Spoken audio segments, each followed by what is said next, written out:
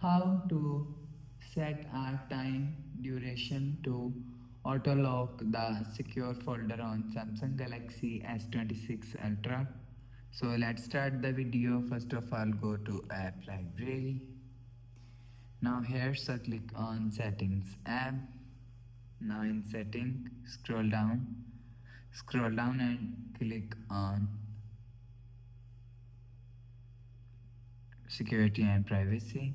So you will see security and privacy is here. Scroll down and click on more security settings.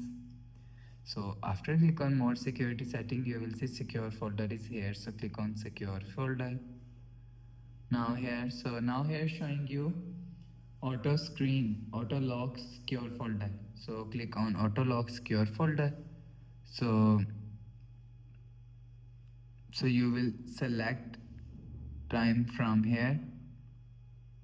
So after select time, 10 minutes, 5 minutes, 30 minutes and custom. So after select time, go back to home screen, refresh phone. So that's how you can set a time duration to auto lock the secure folder on Samsung Galaxy S26 Ultra.